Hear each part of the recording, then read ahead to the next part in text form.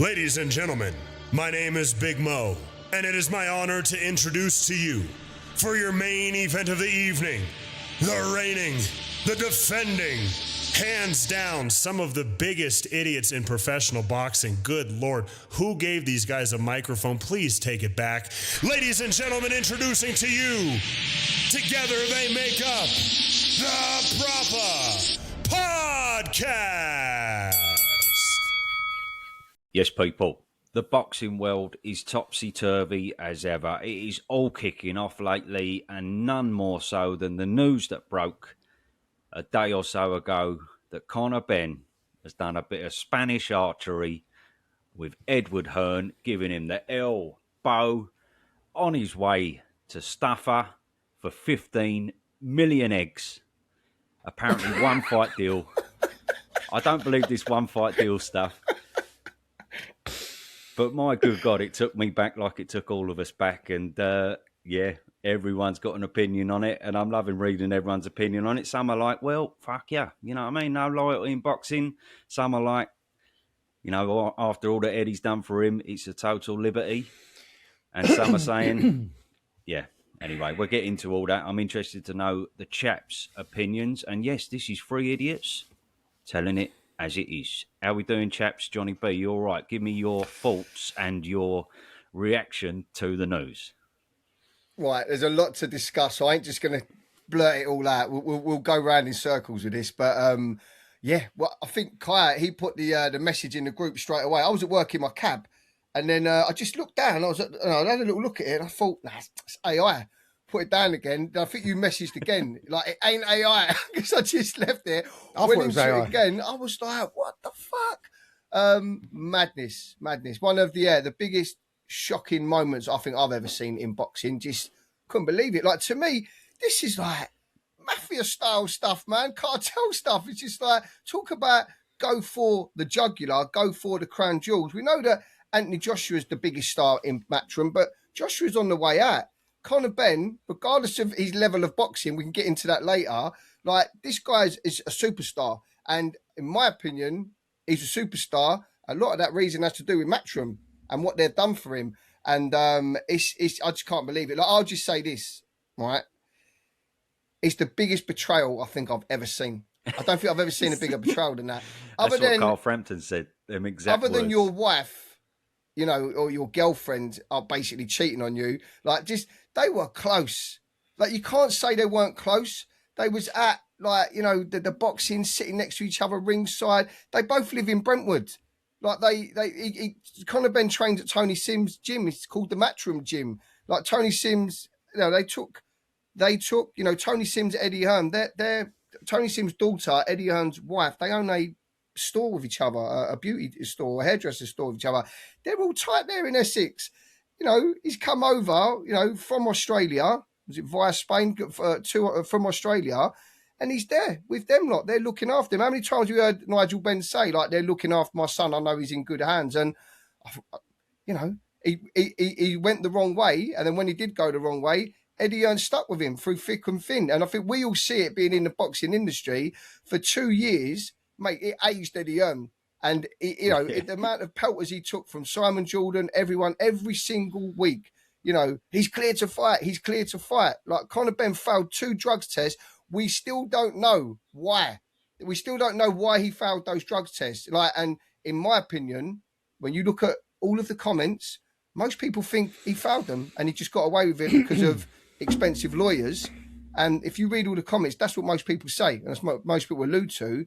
So if you've got the evidence, why don't you just throw it out there and just shut everyone up? He's never done that. So that's why a lot of people look at it and think, probably did. So Eddie Hearn tarnished his integrity. He dragged his company, Matchroom, through the mud to stick up for this guy. And then when he's having this massive battle with Dana White's coming to boxing, you know, they're having this massive beef, you know, who's going to be the best promoter. Dana White just comes in and just snatches the golden goose, mate. Just snatches him right from underneath you. And bent him over. Ben's just walked off as in, what? I've done nothing wrong. Cold ass move, man. Cold.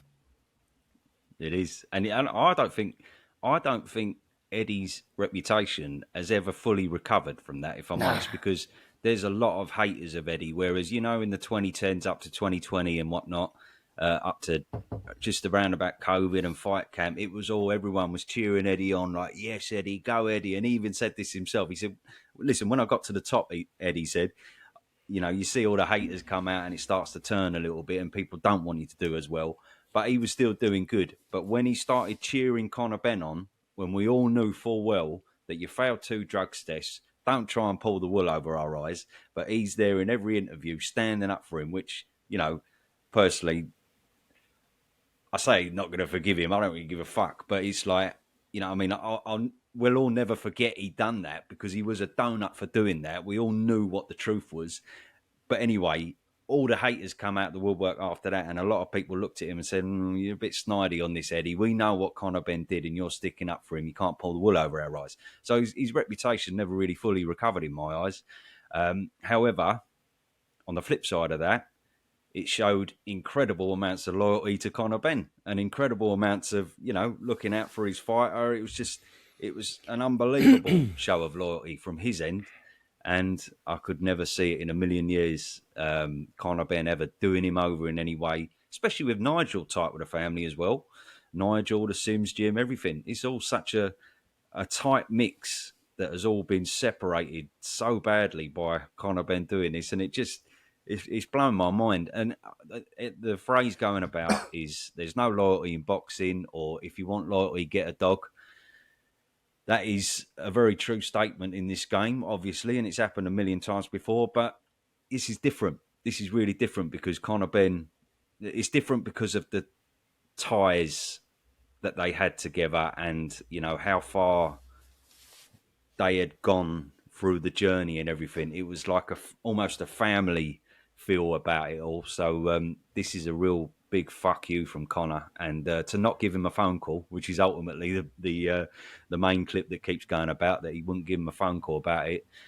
Unbelievable. It don't sit right with me. I don't like that quote. You know, there's no loyalty in boxing. There's no because there are loyal boxers out there, and there are Tony loyal Bellew. people in boxing. Tony Bellew AJ. never needed a contract. AJ has got a contract, but you find it hard to believe that he would do that. You know what I mean? And there's plenty of fighters who've stayed loyal to their promoters. So there are loyal people about, is the point I'm making. And after all that Eddie had done, for him to not be loyal certainly don't sit right with me. And it don't sit right with, you know, the likes of Frampton and people like that.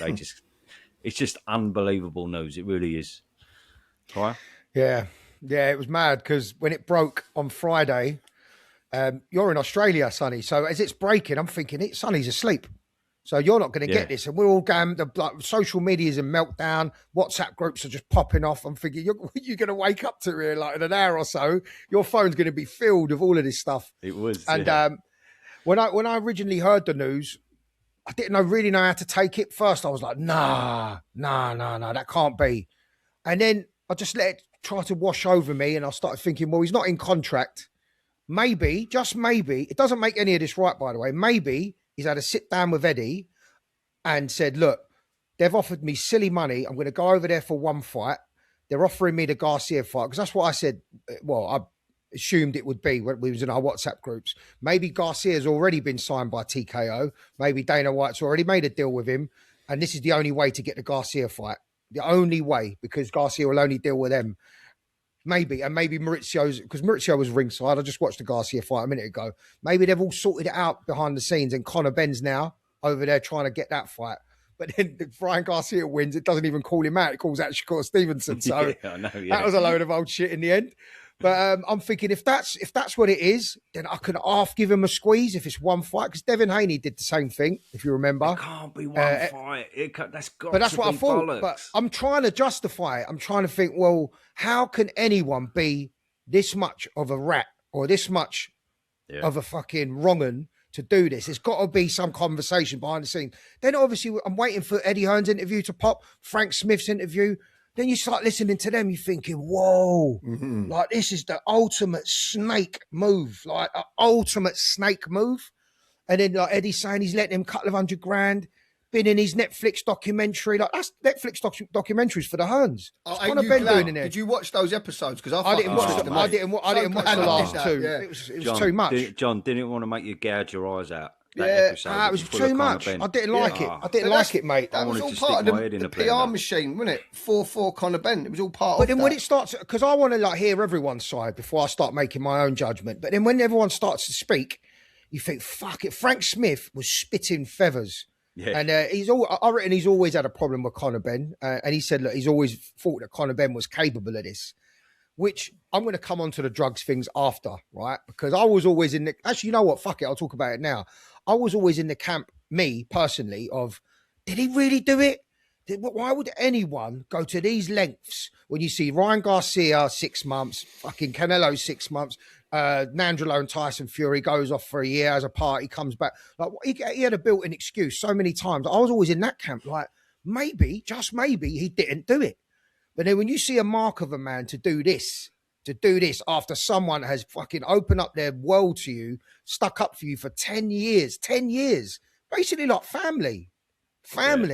Lent you money, spoke highly of you, went on chat shows. Don't get me wrong as well. Look, we've got to play devil's advocate here as well, right? We've got to see the other side. We've got to talk about Eddie Hearn didn't do that. If Conor Benn wasn't an asset, he might have binned him off as well. So we've got to say that. No? Is that fair? He's doing it. He's 100%. Eddie Hearn is doing it for him money because he well. knows Yeah. eventually there's money in the pot for Eddie Hearn as well. But he's trying to run a business. But at the same time, I know that there was a closer connection with them two, with the families, with the Matchroom, with the Essex. I thought all you Essex boys stuck together, John. Obviously not. Fucking hell.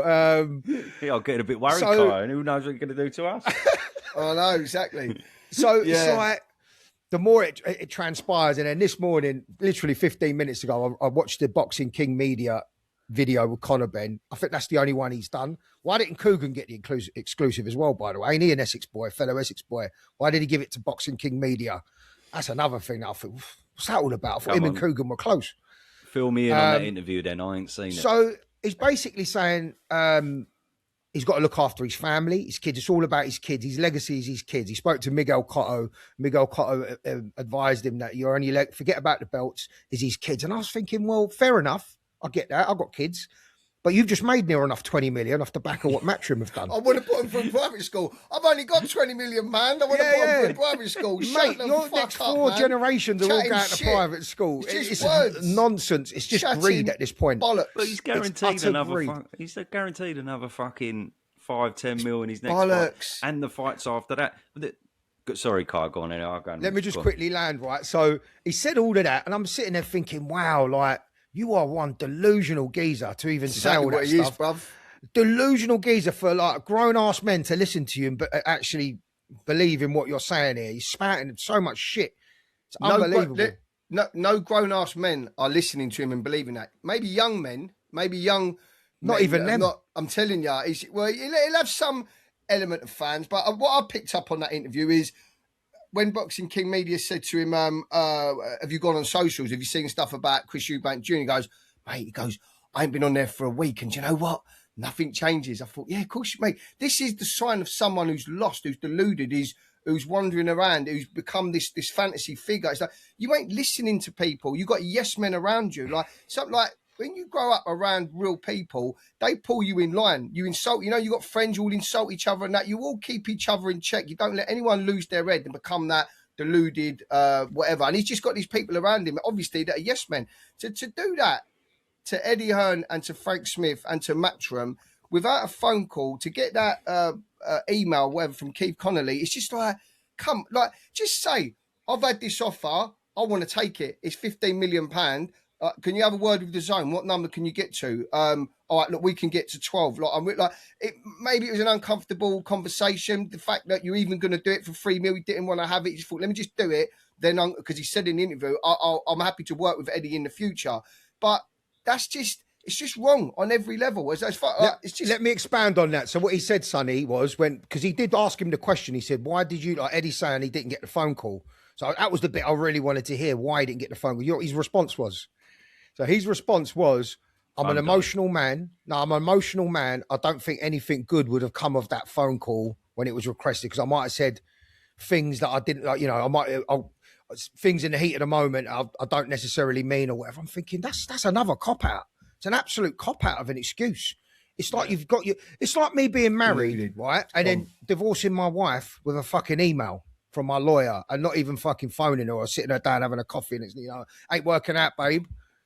But after all of this, just to send an email, no phone call, is honestly, it's the worst. It's the worst. I can't even explain how bad that is. If he thinks that what he's done there is somehow acceptable, I have no words for that, man. Please let me get this out, because let me just say is that if it wasn't for the drugs, right, I might be over here on the camp. I always play devil's advocate. I might just be sitting here saying, do you know what? Like, careers are short. I've seen before, like Eddie Hearn, if someone don't win, like, where's that fighter gone? Like, he's been in some big fights, like he can't even get a fight now. So like, we've seen that before, but this is another level. This is like Tony Sims and Eddie Hearn. They took him under their wing. They've loaned him money. Like the whole drugs thing. I'm not being funny. Everyone looks at that as in it don't add up. It does not add up. No one really believes it. But of course it don't. Well, John, I told you I was in the camp. I wasn't sure.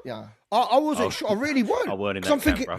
I was never in that camp. I was. I'm like, fucking this geezer has spent millions on this case when he could have just fucking saved his money and done what all these other fighters doing and continued on his career. Why would you do that? There was an element of truth. But now I see the mark of this man and what he's capable of. I absolutely believe he did it now. Now I do. Because anyone who's capable of this... But this is worse. For me, what he's done here is worse than taking drugs. And I know people's lives are on the line in the ring. But this, for me, personally, this kind of snake move, it's like me taking one of you lot on in my house. You're falling on some hard times. You come and stay with me, eat out of my fridge, drink out of my fridge, use my toiletries. And then when I need you, you go, nah, you're right, mate. That to me is worse. It's worse than taking fucking any drug in the world. I'm sorry. Nasty. Also, like on a moral level, he's speaking about his family and his kids. He goes, I do what I do, and if you'd have been in my shoes, you would have done it. He says something like that on Boxing King Media. And in a moral level, you're going on about your kids. It's like you've already got loads of money, and it's like you are quite a hated figure.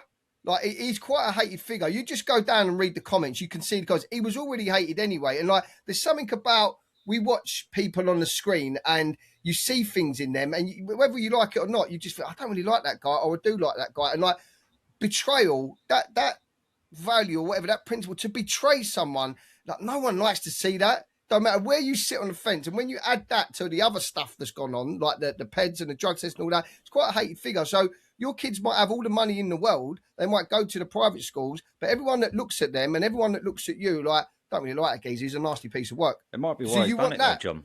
No, but it might be why he's done it, because Zuffa, Staffer, is predominantly American, isn't it? It's all going to be America. So he can make himself a star over there. And most of the Americans, boxing's in the shit over there anyway. So most of the Americans don't really give too much of a monkeys about him failing a test over here. And most of them don't even know about it. So he can make himself a star over in America, be fully loved and everything.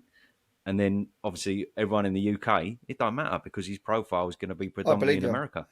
That's where he's going to move to. Any money, that's where he moves to. Yeah, I agree. But yeah, it just makes it so sour. We know now it's a fact that Eddie loaned him hundreds of thousands of pounds. We've heard it from multiple sources. Chris Eubank said it on the stage, and at the time, we all was a bit like, don't know about that, but now we all know it's a fact anyway, and that just makes it a million times worse. So what you're saying is, you've taken drugs, you failed a drugs test.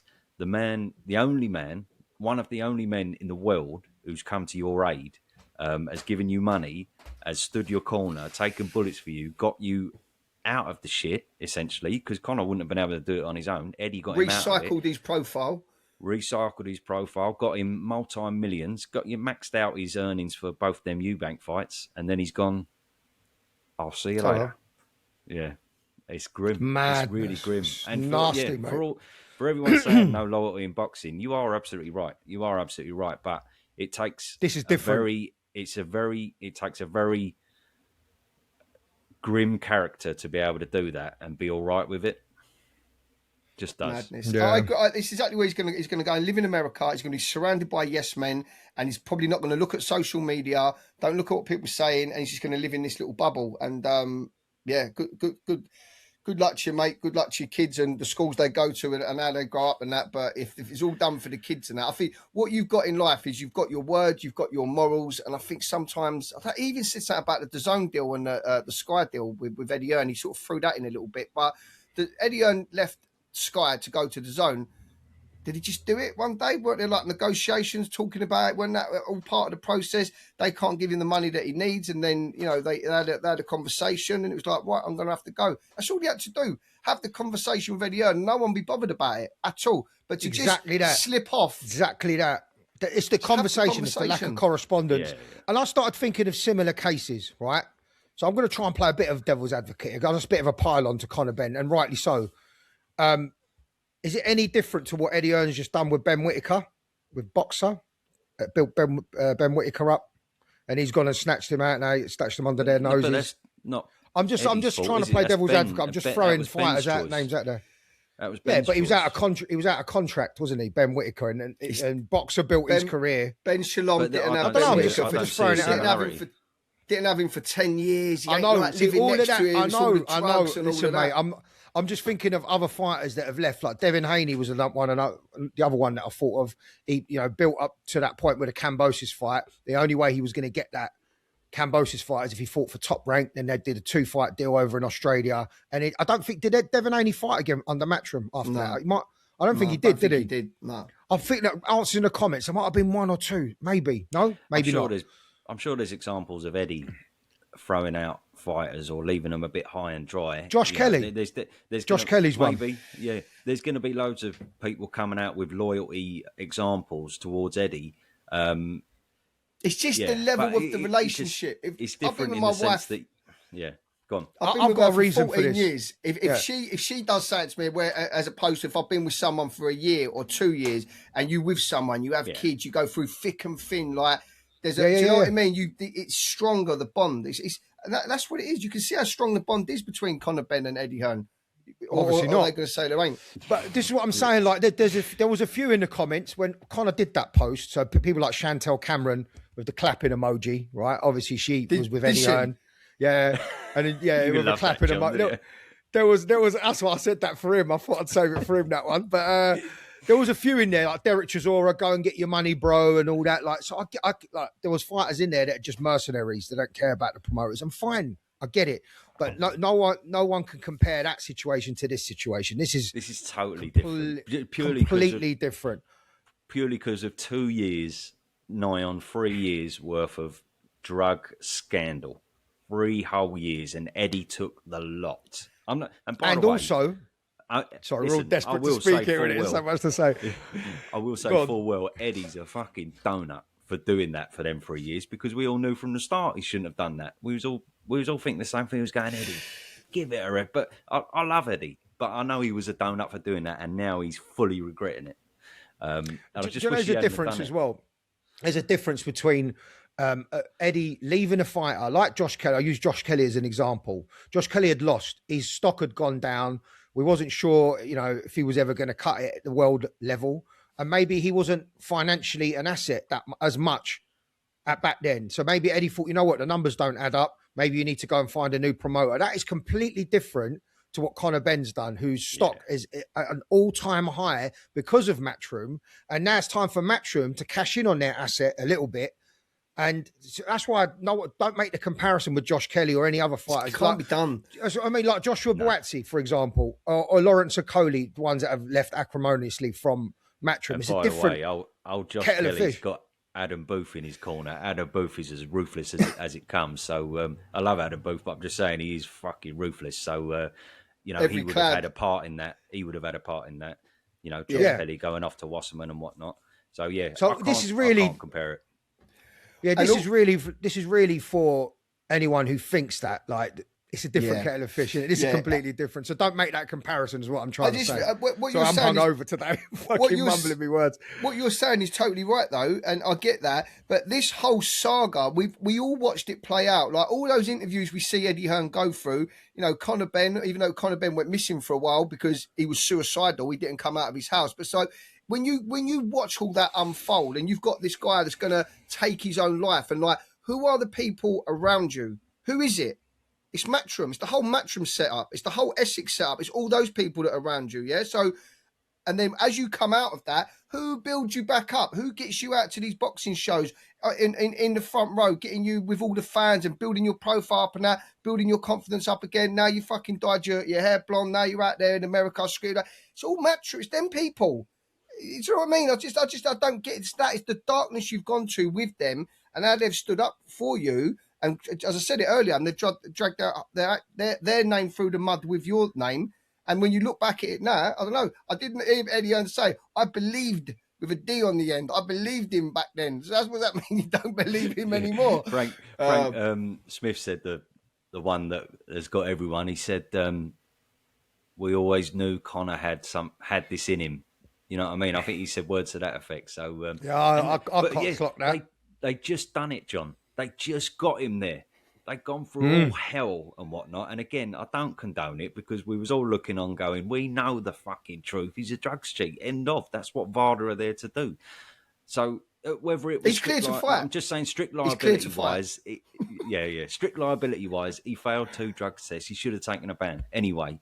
But they just done it. They'd gone through all that shit and they got him there. He'd beaten Eubank and he was there. And all the casual fans didn't give a shit. They seen him on the Netflix documentary, The Greatest Fucking Snowman or whatever, and he's there and they got him to the fucking top. He's all of a sudden the fucking almost beloved character again. He got himself up there as well, because I'll just say, love him or hate him, to use his phrase, he is entertaining as fuck, right? He is. He has. We're all going to tune in. We're all going to tune in. But right. It's something don't sit right there, and I think you can see the reaction, right? But what I will say is this: so they reckon there's more news about. There's 2 things I want to get out before I forget. Turkey Al Sheikh, I have to talk about more news.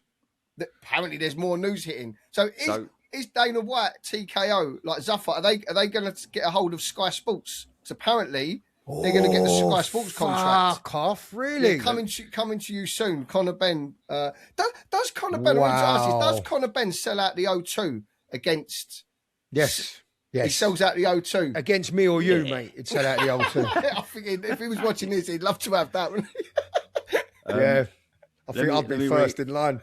So this was tweeted by Colm from IFL TV. Kai, this one's for you. So he tweeted this. I've got Twitter nowadays. Fucking hell, he's got it entertaining. That's fucking cesspit, that place. It's a cesspit, but he said the words, this is 1 day ago. He said, what I've just heard is the maddest piece of boxing news. I didn't think Ben leaving Matchroom would be topped for a decade, but this will top it, basically. What the fuck? What is that then? I don't know. Maybe he's bullshitting and maybe I'm taking the bait, but it's a funny thing to tweet and be bullshitting. I don't know. And Dan Raphael said something in the mix along those lines as well, didn't he? He done a tweet. Listen, whatever it is fucking blinding because boxing been dead for a couple of months, isn't it? Straight, it's fucking kicking off. Crazy. I'm over here in Australia. I keep on fucking going to bed when it's all kicking off, pissing me right off.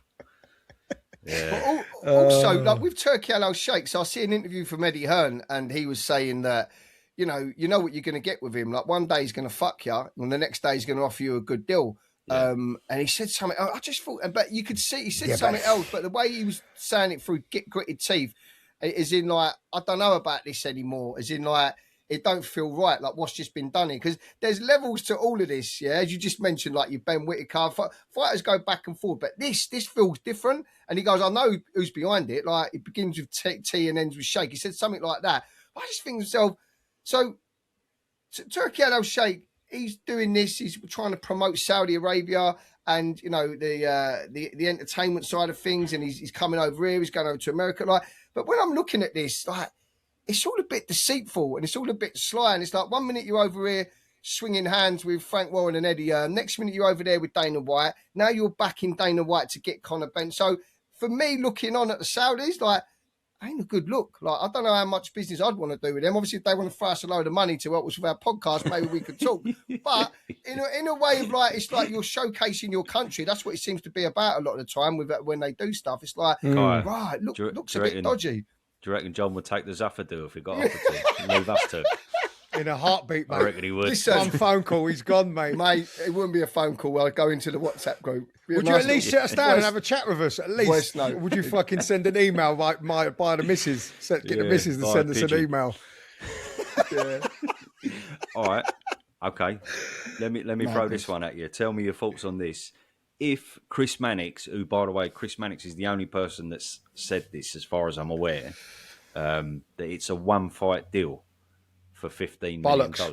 Bollocks. If it is, I'm going to have my say. That is the biggest waste of money I have ever heard, ever. Because if it is It'd have to $15 be a big million, name, Sonny. they're expecting him to fight someone like. I'm expecting they'll be expecting him to fight someone like Shakur Stevenson, even though Ryan Garcia's just called him out. But it's either Shakur, which he would lose, Devin Haney, he would lose. Who else is there? Because he beat Garcia on that performance, which we'll talk about after, by the way. I want to know if it was their VAR on that performance. Barrios let me down, man. Jeez. You lot didn't get many fucking picks right this weekend, did you, you two? Bad Over weekend. the moon for Bilal Fawaz. Over the moon. Yeah, so Over by the fucking- way, this is Bilal going on Fawaz your beat channel. Conor Benn. Oh, maybe. A couple of more good performances. I would not. I was just going to say, this is going on your channel, isn't it, Sonny? Yeah. If you want to hear us talk about it, the audio is going to be on Spotify, Amazon, and Apple. We do a podcast that goes live there every week. If you're picking this up for the first time now, so yeah, we'll review all those fights over there. What's next week as well? Is there any fights next week? I'm sorry, I'm hungover. It was my brother's birthday yesterday. Navarrete and Nunes. And Nunes. Just quickly, you just said that's the biggest waste of money. It ain't, man. Like, regardless of who he fights, what he was able to do, he penetrated the fucking. You know what I mean? He got in there. He got to the source there, and what that is done by getting Conor As Benn. a power play. Dana White has said to every single fighter on Eddie Hearn's roster, if Conor Benn's willing to go, he's fucking basically. If he's willing to go, what? You're not going to come over here. It's a. What about power Johnny play. Fisher? Does Johnny Power Fisher play. go? Yeah, that geezer's made a different stuff. I think Johnny. Yeah, Fisher. but I don't know. He hasn't said no, has he? Has he? I don't think he spoke to will. him I watched the yesterday. interview. Yeah, he said go and speak to Eddie. Already, that's a fucking start. Yeah, do Go you know and speak what? to the promoter. 100%. I'll take that back. If he said go through Eddie and, we can't make the numbers work. This is what I'm saying, ladies That's and what that gentlemen. to That be. is where all this fucking falls down, is the lack of communication with Eddie from Conor. And if Johnny does go and fight for Zuffa and they go through the right channels, sit Eddie down and then they talk it out and he goes and has a fight over there, it's mad. But it's massive power plays by this lot. It's Can basically I tell going you through why Eddie's Johnny won't? roster. Because I Why? was on Bondi Beach with him yesterday, so he definitely ain't Nice. fighting in April. Yeah. But he said exactly that. He said, I'm not going to tell you everything he said, but from what he said in interviews, I'll paraphrase that he said, person X come up to me and person X, and I said, oh, okay, let me speak to Eddie. And he rung Eddie straight away and had the conversation with Eddie straight Good for away. him. And Yeah, that's how you do he it. made a That's how you decision do it. based on that. But they're throwing around a lot of money. I mean, the money, they're not making any money back because boxing. Yeah, I mean, that's look, what I mean. No, look, how much money could they be making back? As a big fuck you to everyone, and especially Eddie, then Beating money well babies. spent. Money well spent. And he said today, didn't he? He said, have Oh. you ever seen a bigger pussy than Eddie? Yeah. And then he said he's making money. He should have matched it. And then he said he didn't get a phone call. And he said, what a crock of shit. So there you go. So now that's a little bit he said, isn't it? Oh, did he 'Cause say he's that, saying, did he? he said, what a crock of shit. So Dana White is a look. This is something, let me just quickly go. This is something that don't sit right with me. If Eddie Hearn knew 2 days prior to this going out, why did he give them the satisfaction to have this viral moment? Why did he not just say it in an interview and get his narrative out there first? Like, why, if he knew 2 days before this went viral, I don't get why he gave them the satisfaction. Why? Just say it yourself. It's done. You know it's done. You know it's in the works. Yeah. Why give them that fucking viral moment? Why not come with a counter offer as well, or at least put an offer in to keep him? He weren't allowed to. He weren't allowed to. That's You what he can't said. offer your client a fucking extended No, he deal. never had a They wouldn't contract do with it. him. He never had a contract Yeah, with but him. then did he? if he knows it's in the pipeline, there's whispers of it, then maybe he should have moved a bit quicker and gone, Conor, Sounds come like- over here. Look, I don't Eddie's believe. view, it sounds like just this playing, all playing happened within devil's a week. advocate. I don't believe Dana White, by the way, that crock of shit, because listening to Conor Benn's interview and Eddie Hearn's, they marry up more. Like, Conor Benn would have said that. Conor Benn would have said he could have matched it, but he didn't. He never said that once, and it was put to him. He goes, Fair it enough. was life-changing money. I spoke to and his dad was on board of it as well, Nigel. So I'm just trying to figure out ways of how somebody could do this. I'm trying to justify it in my head how someone can be this much of a snake. I'm thinking there's got to be something behind the scenes that's made him come to this decision to fuck him over in the most brutal way and go to your arch rival. They're arch rivals now. There's 15 million of them. Mate, that's like Bukayo Saka going to play for fucking Tottenham next season. Fuck off.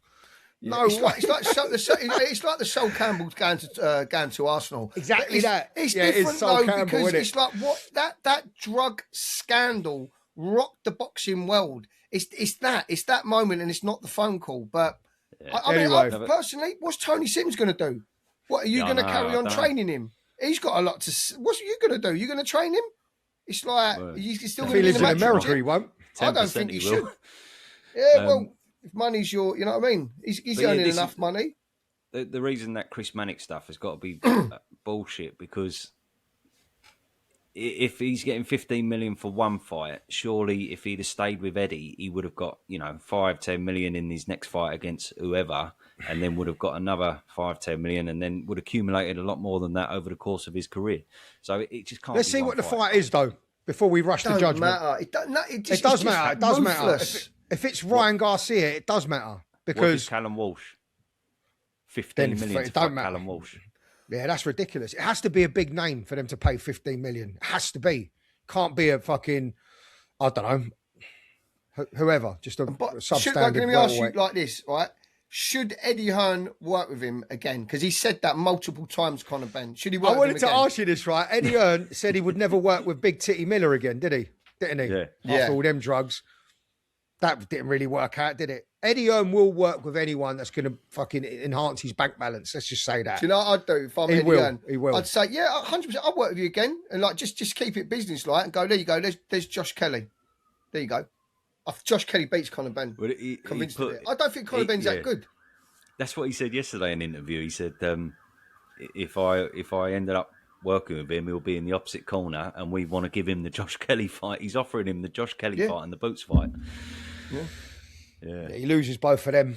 He's never won the British title, the Commonwealth title, the European title. When he was coming up and he was this hot property in Britain when he won on the world stage, Echo Esserman was floating around. There was other like legit guys in Britain at the time. Johnny Garton was the British champion. None of that. It just went, whatever. That is a built world class fighter. They call him a world class fighter, but it's a bit of a plastic world class fighter because I ain't seen legit tests, and Eubank completely washed up. So you could tell that Dane is a good promoter because he said yesterday, amongst all the promo and whatnot, he said Conor Benn's amazing. Every time he gets in there, he just destroys people. I'm thinking, right, okay, Van Heerden, but he couldn't name 5 of his fights. Algieri, those 2 fights, and then he failed a drug test. Okay, and since then we've had a Roscoe, didn't knock him out. Peter Dobson didn't knock him out.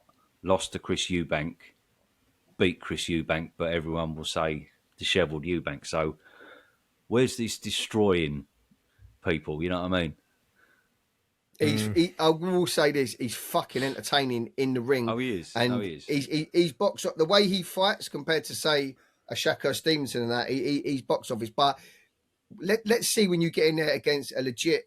Like let's go through it quickly. Boots. Nope.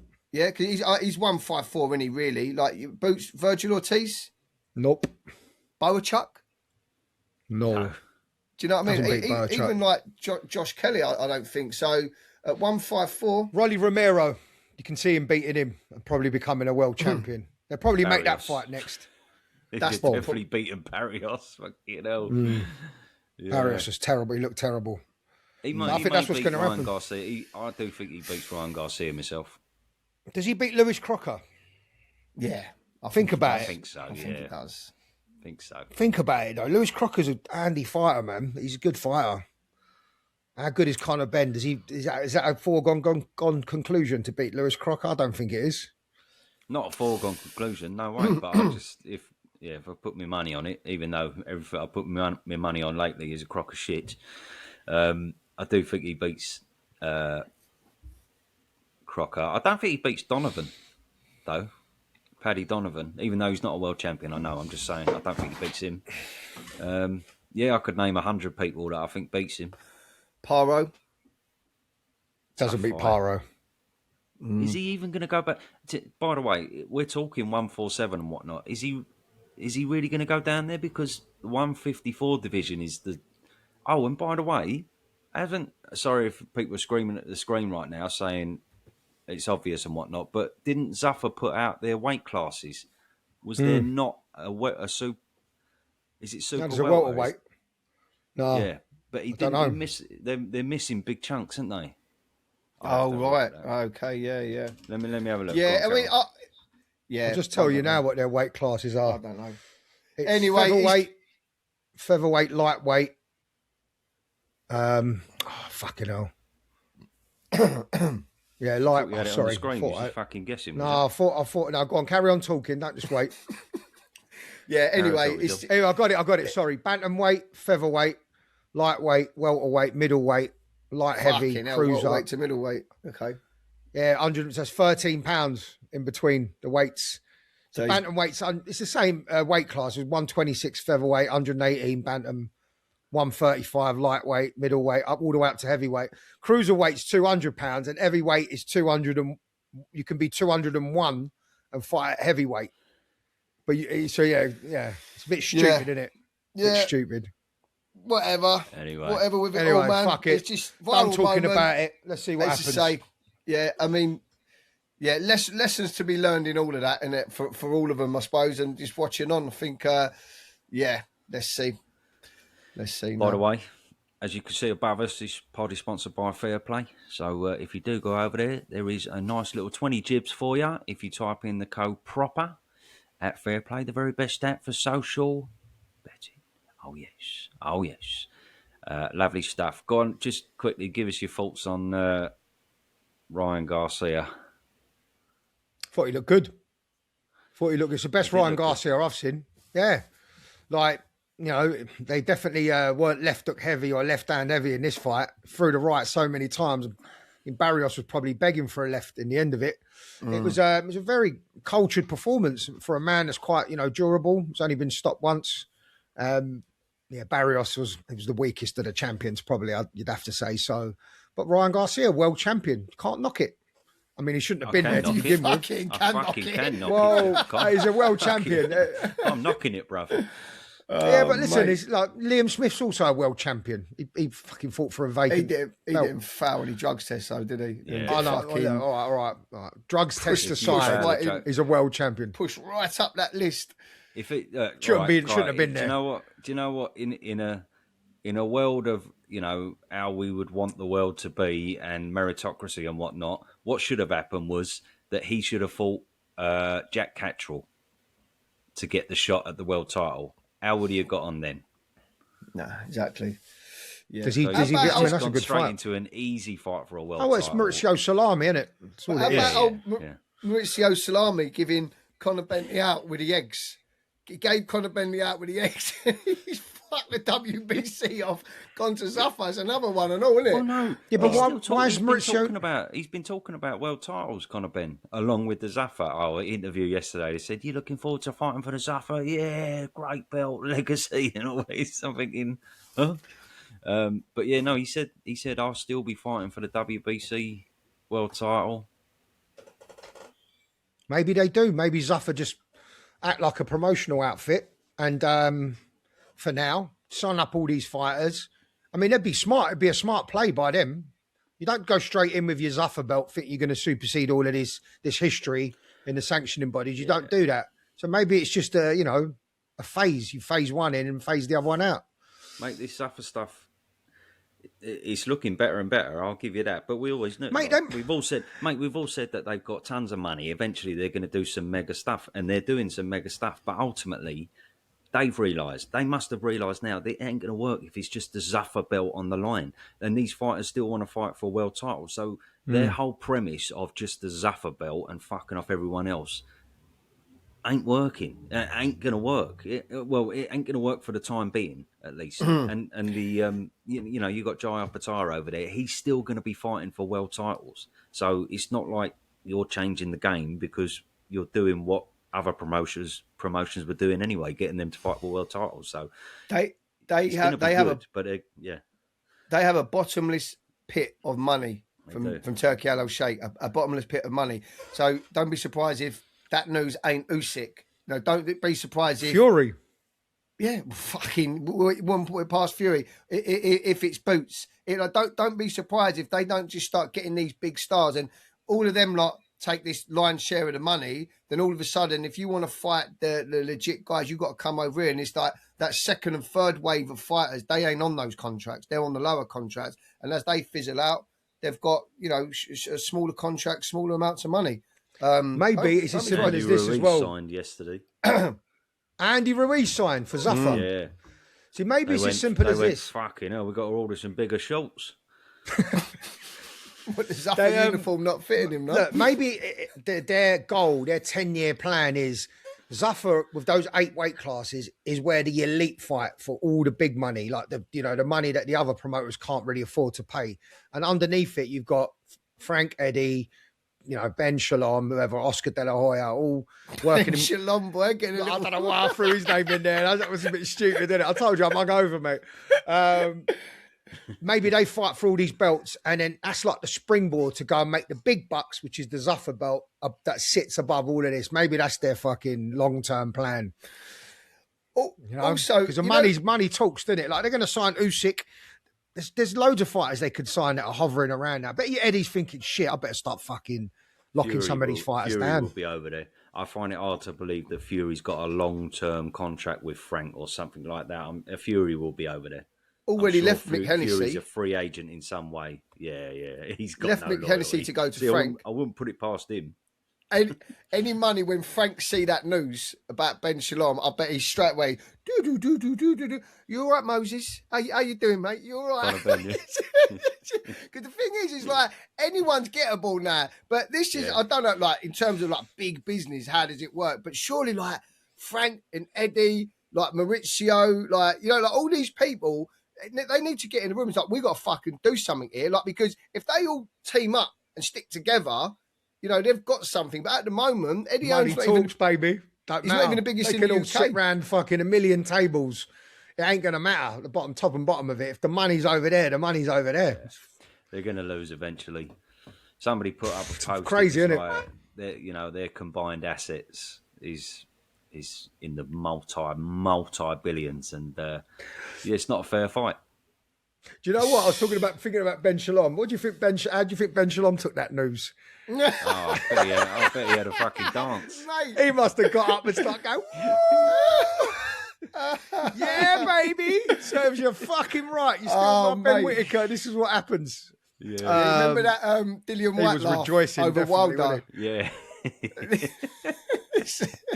He was rejoicing. Oh, all of his Christmases have come early. Fun and games, man. I just don't want to be getting up at 4 a.m, man, for all the big fights, but looks like it's going that way, doesn't it? Well, so anyway, we've done that to death. Should we just run through the card?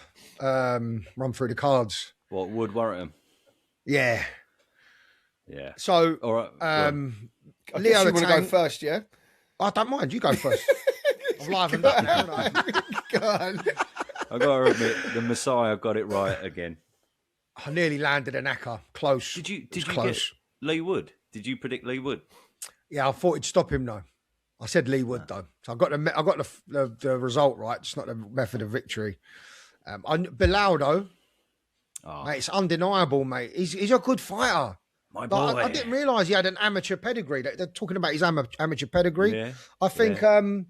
Firstly, look, Dave Allen quickly. All those snipes he made at Conor Benn in the post-fight interview. Did you see that? I love Matchroom. I'm sticking with them. They're great. I'll never leave. He was overemphasizing everything that he was saying. I thought they're just blatant digs at Conor Benn. All that. Don't watch it. And also, let's be real, Dana White is not on speed dial for Dave Allen, so it's easy to come out with all that stuff. It's signing Dave Allen as silly as signing, like, I don't know, they want Johnny Fisher because of his following. Him and his dad have got fucking million Instagram followers. Dave Allen's a big character, mate. It brings a big crowd. And they want Johnny Fisher to hurt. They go in for, I think it's that's what I said at the very start, it's mafia cartel stuff. They're going for people to hurt them as well. Do you know what I mean? To mess around with Frank Smith. Imagine that. I think that Johnny... Make him CEO of fucking TKO. Frank's like, I think the Johnny Fisher thing was only... 20 billion? only a fight on the Netflix thing against TKV on the Netflix show Right. with Fury. Who knows though? Maybe there was more to it. Maybe the Conor Benn is one fight, but part of that deal is you ain't allowed to talk to Eddie Earn. Oh, fuck knows anyway. Anyway, we've got to forget talk all about that. the fight, go on. I thought Bilal was brilliant. I thought he picked up a couple of the first 6 rounds. I don't think it was as one-sided as Barry Jones, man. Fucking hell. Like, he normally talks sense. He got it so wrong that night. He was going, Bilal would land like a flurry of shots and Davis would land a decent jab. And go, that was fucking great by Davis. That when I think I'll give him the round. And he was scoring a lot of these rounds to Davis. I thought, no, that was Bilal. Where did he round. have it? I think halfway or just 7 or 8 rounds. I think he had Davis winning. Correct me if I'm wrong. I might have butchered that. I may have made that all up. You had Davis winning After 6 rounds, yeah. 7 or 8 rounds. Yeah. I think I was watching it and I was like voice noting someone, and we was both saying like I think the commentators going a little bit strong on Davis here because I think they was Too like much. 5-1 up or something like that. But yeah, I had Davis. I had him up after the first half of the fight, but I thought Bilal, you could see how he definitely got a couple of rounds and he just took over. It was 4-2 to Davis, and in the end, I scored it 8-4 to Bilal. I didn't give Davis anything really in the back end of the fight. Oh, no, I I had it agree. tighter. He cleaned up the last 6 rounds at least. He smashed him apart. Brilliant. Yeah. What an engine, gas tank, the showboating, the variety of shots. I think he's amazing. 37 years old, mate. Where the fuck has he been hiding? I know. Do you know what I mean? Like, how far can you take this man? No power though, innit? It's no power because it's like Ishmael Davis. I don't know. Something weren't right though because I've seen him in fights and gas tank was the last 3 rounds. It's unbelievable that he didn't get stopped the last 3 rounds. He was fucking blowing for the whole last 3 rounds. But Bilal he's a good fighter. He's like technically he's good. Like I don't think in all my life of watching boxing I've seen someone throw a backhand and as they pull it back, look at the glove. Quality, isn't I it? don't even know if I've ever seen anyone. I don't even know if Naz's ever done that. Fucking love that guy. Really, really good fighter, but he's really nice, quick feet, the way he floats in and out, like fast punching up. But sometimes, like you need to do a little bit more. So I think when he steps up the opponent and he fights someone that's going to throw their hands a little bit more than Ishmael Davis, he was sort of going into his shell a little bit, wasn't he, on the back foot and looking for maybe like 1s and 2s. But he was gassed. But I mean, maybe a lot of that was he was making him work, Bilal. But it was a little bit close right at the end. But I remember saying to someone, if there's any justice, Bilal's won this fight. I think the judges had it more or less right, didn't they? Weren't close, man. No, didn't have it close at the end. A couple of rounds, 2 rounds, not 2 rounds. 8-4. No, I did a couple of. I could see how they was giving rounds to Ishmael Davis. I could see some of the rounds they were. Not for me. Anyway, with Bilal, what'd you do with him next? Fucking give him to Dalton Smith. Dalton Smith, world title shot. Yeah. Nah, you got to give him a couple more. He's 37. You can't wait with him. He's 37 years old, mate. You got to go now. Go for British title straight to world. Can you? Why not? Why the fuck not? If he gets him out 3 times a year, he's going to put bums in seats. People are going to want to watch him as a chief support. And if he's in fights that, competitive fights, but winnable fights, he still earn a nice chunk of change anyway. Yeah, Dalton's a bit much. He's starting to acquire a fan base, isn't he? So, And he loses that. But, he's brilliant. I have to agree, John. There's something wrong with Ishmael for me there because his gas tank when he fought Josh Kelly was off the charts, is Ishmael, and he come on strong in the last 4 rounds. But after 7 rounds, he was blowing. Yeah, because he was made to work. He was made to work harder. But was he? He was winning the fight, Kai. So how much? He was 4-2 up, 5-1. Like they were going on like it was 5-1 up, possibly 4-2 up. I thought in that fight, but I don't know. But he was good, Bilal. The way he was sort of moving in and sort of cutting off the ring and just staying just out of range. He couldn't really hit him. How many times did we see Ishmael throw a wild shot, miss wildly? So he's distance control, like his timing, Bilal was fucking good. Like much better. I thought Janae Boston was just really, really poor, but he is a lot better than I thought he was, Bilal. Definitely. And to be bouncing about like he was in the 10th, 11th, like 12th round, like literally bouncing from one end to the other.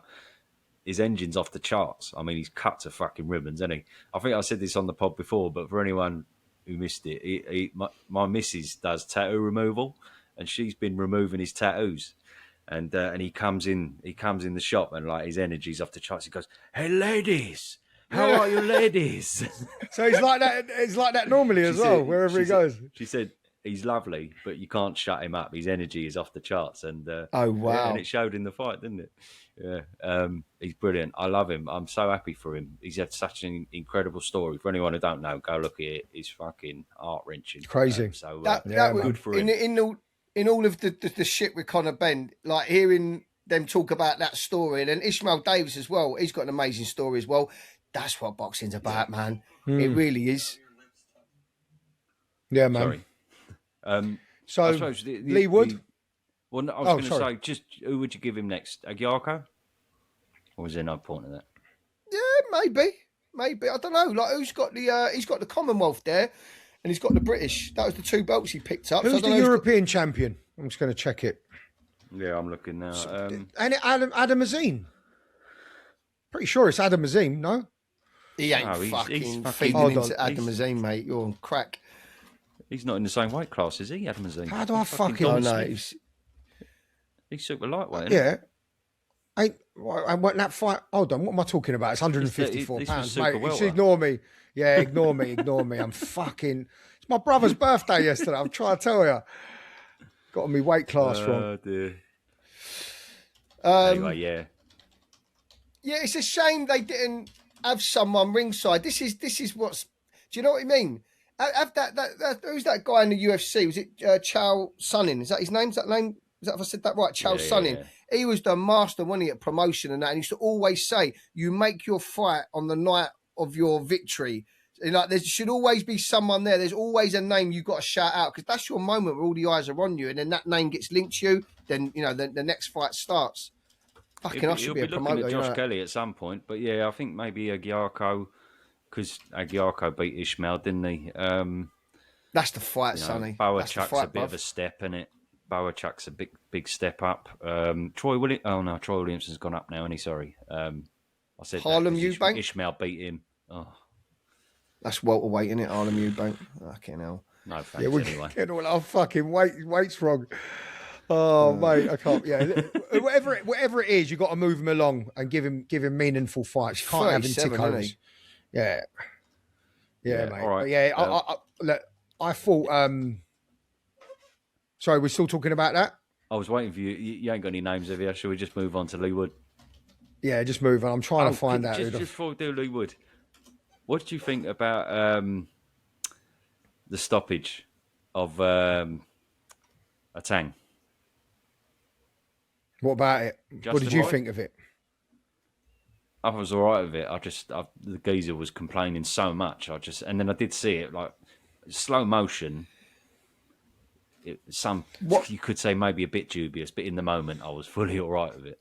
When you got these up and coming A-star fighters that are just getting fights under their belt, they always jump in and stop it. That little bit too early. But it's because they know, the refs know, this guy is levels above this guy. So they always do, though. They always do, just a little bit too early. But probably he's wicked. He's very good. Goes head and body, fast hands. I mean, he's got the touch of the Moses about him, innit? He has. Yeah. But maybe doesn't hit as hard as Moses, but in terms of his dynamism and his speed and athleticism, he's up there in that Moses bracket. Just quickly on thingy, give him Don Smith. Liam Smith. Give him Liam Smith. No, give him Abbas Barral, who's the European champion, who just lost to Xander Zayas, lost his WBA belt to Xander Zayas. That's the perfect fight. Bilal Fawaz, Bilal Fawaz against Abbas Barral. I don't think Liam Smith can make 154 anymore. No, but mate, could he come up? He would go up, surely. He looked fucking huge in there against Ishmael. Liam Smith is looking for another fight. If it makes money and it makes sense, that would be a great... There's nothing on the line. It's a massive fight. Liam Smith was going to fight... Who was he going to fight the other day? When he going to fight? George Liddard. George Liddard? He's at 160. He might have to go up. I think he's going to want to. He said in his interview, "I want to make money." So if it's all about making money, and if he gets eyeballs and people are interested in it, the whole build-up's going to be brilliant. Chief support on a decent card. He needs someone who can reciprocate his, build up, as in give him stick back. And yeah, maybe a Gyarko, maybe he's not the best person for that. So he does need someone who's got a bit of mouth on him that makes it exciting. Oh, could you imagine a Liam Smith build-up with him and Liam Smith? Fuck it, spit at 160. Lee Wood, Josh Warren's, with all due respect, just not there anymore. His legs ain't there. His tenacity ain't there. He just ain't got it anymore. And that's no disrespect to him, because he had a wonderful career and everything, but I'm just not seeing the same person anymore. And I thought it was quite easy for Lee Wood, really. And yeah, that I can't really sum it up any more than that. I think I wouldn't be surprised if he hung him up, Josh. He just hasn't looked right for the past couple of years, has he? So I think time's time, but who am I? So up to him anyway. Well done, Lee Wood. It's hard to leave it in it when you can pull in a crowd like Josh Warrington. If he's still packing out arenas and stadiums and he's got that loyal Leeds following, it's hard to leave it alone. But he should probably just jack it in now. He's lost 4 out of his last 5 fights. I haven't checked that, by the way. That sounds about right? Yeah, the only one he's won is Asif Khan and Kiko Martinez. Yeah. I can't see him winning a world title again. So you start thinking, what's the want and the need now? He's made enough money. He's a legend of the sport, ex-world champion. Just leave now, isn't it? Leave on a. It's not on a high, but leave on your own terms rather than being boxing retiring you. You just got to leave now. Do you know what I mean? And Lee Wood, I thought it was a brilliant performance. He looked very, very good in there, albeit against quite a pedestrian opponent in it. It was very predictable, everything that Josh Warrington was doing. And he even could afford the luxury of dropping his hands and staying out of range and, popping the jab out and moving his head. I thought his movement was great. I thought he looked really, really good at 130 pounds. I didn't like him at that weight last time against Kakachi. But I thought he looked really, really good. And, there's fucking some big fights out there for Lee Wood. I mean, look, can you imagine if Nick Ball goes up to 130? Lee Wood versus Nick Ball. That's a barnstormer, isn't it, that? What a fucking fight that is.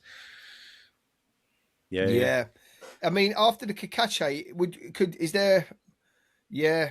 I thought he was brilliant. I thought it was a combination of the two. I thought Josh Warrington was just, he was terrible. Like he was. You could see he was trying, but his hands weren't there, his legs weren't there. I thought Lee Wood, though, I thought he was really good. I thought he was just in a rhythm, wasn't he? He was just like popping out that jab. I hate seeing that. When a fighter just keeps touching another fighter with a jab. It's like sometimes you got anything about you. No, you ain't gauging your rounds. I keep tapping my glove or tapping my head. But I just thought he was doing that all night, and he was just loose. He was like, his arms were loose. He was just shooting from his hip and got in a rhythm. And he couldn't break that rhythm, Josh Warrington. You always want to try and get a fighter out their rhythm. And just I thought he was good, and I thought he had some good power shots. Every now and then caught him with a nice slick combination. Got hit because he always does get hit, Lee Wood. But good fight. Deserved to win. I thought he was better. Josh wasn't so good on the night. But yeah, who does Lee Wood fight now? Has he got one more in him? It's tough, innit? He's 37. It's coming to the end of his career. It's all about making money, and I suppose doing those grueling training camps. He sort of alluded to that afterwards, didn't he? Like how long he's been doing it now. He just needs to he can't stop. There's probably too much money on the table, but who does he fight? No, he won't. He'll want Kakachi again, won't he? If Kakachi beats Jazza Dickens, or if Jazza Dickens wins, he'll want Jazza Dickens, won't he? What about Sugar Nunes? Nah. The winner of Sugar Nunes, Navarrete. One final hurrah to try and become a 2-weight world champion. Easy fight to make. Maybe. Both with Eddie Hearn. Maybe. Well, at the minute. Yeah. Fucking hell, yeah. Do you know, talking of that as well, Mark Magsayo, remember him? He's signing with Zuffa. Oh, is he? Yeah. Who? Yeah, they signed Mark Magsayo. He was the one. Who's the other day? Someone beat him. We spoke about. Remember, Mark. He's like is he Philippine? Isn't he? Magsayo. Yeah. Okay. Yeah, mate. All right. I suppose we've done that all to death. Give us your thoughts below. And Brandon Figueroa. That's who beat him. Sorry. Brandon Figueroa beat Magsayo once. But anyway, go on. Sorry, I have to get that in. Trying to do an outro. Sorry. Oh god. I'll just quickly do a couple of pod questions. Before we Oh go. yeah. Yeah, let's have a look. Where's your fucking suntan anyway, mate? I've got. Do you not like the sun? Your penis. You still Mate, putting on that fucking factor 50? You might as well just go with you might as well just go to the beach fully clothed at this point. Who puts factor 50 on? He's wearing Everyone a puts fucking factor 50 out here, bruv. stingray suit. I'm real factor 50. I wouldn't even bother going if I had to wear that. Okay, question from Gaza Holy. Big yourself Gaza up, Holy. Gaza. Yeah, he says on the back of the Conor Benn news, who do you think will be their next big signing? So straightforward question. Thank you, Gaza. I suppose we talked about that a lot, but I expect it to be none other than Tyson Fury. I think Usyk next. I think they snap up Usyk. But but just say it is Tyson Fury, right? Just say Tyson Fury does go over there. What that means that Joshua has to fight over on Zuffa then, because if they want to make the Joshua fight, and then Joshua and Eddie Hearn have to go and fight on Zuffa. What about Chris Eubank Jr.? John, it's spot on for Tyson because he don't want to fight Joshua anyway, so he'll be bang up for it, won't he? If he can blacklist Joshua. Yeah. It's crazy stuff, isn't it? Is that happening? Mate. That would hurt, wouldn't it? That would hurt Eddie. I think he'd have a fucking Connery. But I wouldn't be too happens, bothered about that. Ben Shalom is definitely getting the Kleenex out if that happens. Fucking hell.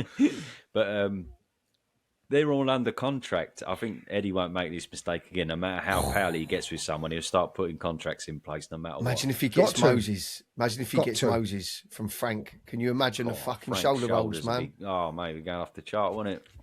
Yeah. Okay. If he got Moses, yeah. His fight's coming up soon, isn't it? Just a quick one then, right? Just quick before we end. Do you think the takeover has just begun? You know, things are in motion now that cannot be undone. In the words of Gandalf, yeah? Do you think this is it now? We're going to start to see this unfold in front of our very eyes. Yeah, because you just, with Conor Benn, you've just stolen the geezer's prize asset from under his nose. You know? It's like someone just coming to rob your wife or your bird. Fucking gloves are off now, mate. That's it. The door's been open. Pandora's box is fully open. That's what I said. It's like they need to get their fighters in bigger contracts and they'll need to work together, because if you ain't in contract, you're going to go over there. But then fighters are just going to see out their contracts. But then this is what the UFC does. As soon as they get towards the end of their contract, they offer them a new contract. And if they don't take that, they fuck them around, don't they, for their last fight? It's like me. I'm dating a really... mention that. The old UFC people should be going fucking ballistic. Yeah, they will do. They will do eventually. But why it's like me dating it's like me dating an attractive girl, and then some fucking rich geezer just takes her off me. What can I do? I can't do anything about that. I've got as much money as I've got. It's the same thing with all Eddie's fighters and Frank's fighters. They're up against a fucking, geezer with bottomless pockets, basically. Yeah. And how do you compete? Yeah. But they've got 40 shows a year. They've got a lot of fighters in contract. It's like you need to... Yeah, I don't know. I mean, that's another thing. Like, I mean, it's probably difficult to do, but why don't they all just start up a UFC company and just say, yeah, we're going to pay 10 times what you're going to pay your guys, because they don't pay their UFC like they ain't got enough fucking aggro to deal with. They've got to start a fucking new company. just to fucking get their own back. Nah. Right, we'll have to leave it there because I have got to shoot. It's fucking late right now for me. But thank you for listening, everyone. And as we say, please do join us every Wednesday, because we are here talking as much shit as usual. So big up, fair play. Love you lots. Speak to you soon.